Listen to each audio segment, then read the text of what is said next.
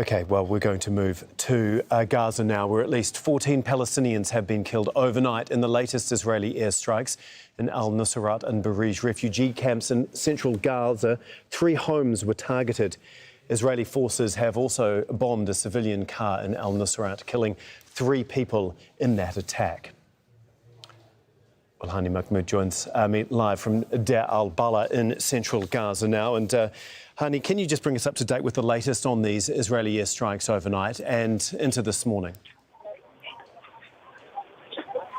Yes, Tom. Well, we're talking about a non-stop intense bombing campaign or artillery cylinder overnight and 30 hours of this morning, and as the time of preparing this report, we could clearly hear the sound of artillery coming at the eastern part of the central area. It's becoming quite common that you hear this area at this particular time of the worst of what happened was the attack overnight on a Barij camp where 11 people were recruited from one family, and that's the exact same tragedy that we're seeing unfolding over and over in entire displaced families inside residential homes. They've been in this residential home for the past couple of weeks. Military operations and Israeli military invaded Israeli military invaded Rafah and forced many of the people into the central area.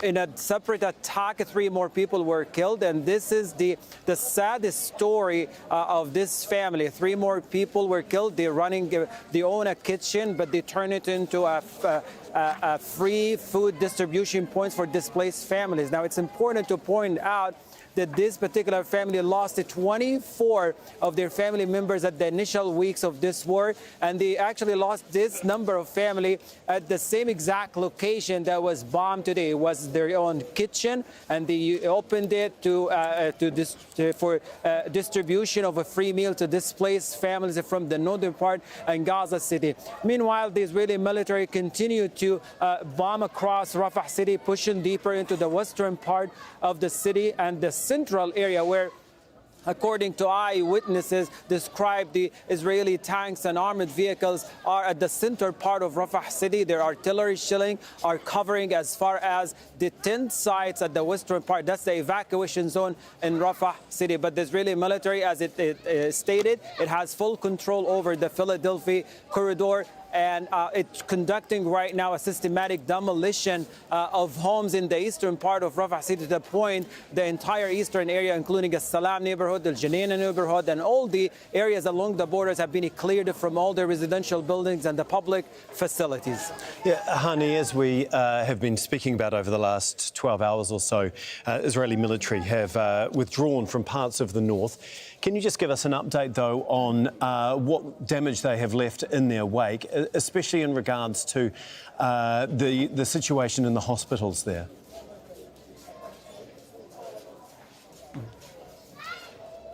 Well, as of early hours of this morning, the Israeli military announced its withdrawal from the Jabalia refugee camp. And what we're talking about here, this is the second time in less than 24 hours, the Israeli military said that it's withdrawing from areas where fighting was going on, the areas that pretty much turned into a pile of rubble. But that's more of a tactical withdrawal. We're looking at half of the refugee camp that the Israeli military right now withdrew from, but it is stationed at the edges of the refugee camp.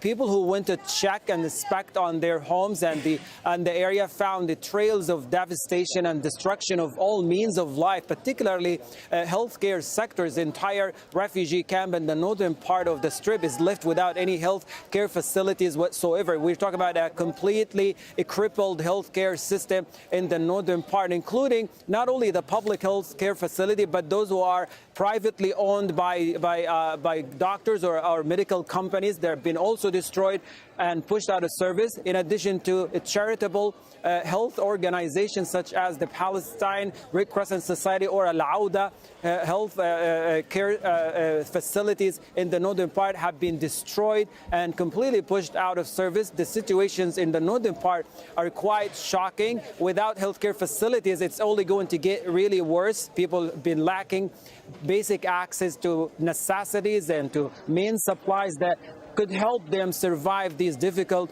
conditions on the ground. But right now we're looking into not only there is a permanent internal displacement, but also the very difficulties and the very miseries created by the intense bombing campaign, by the trails of destruction and the damage caused to all means of life.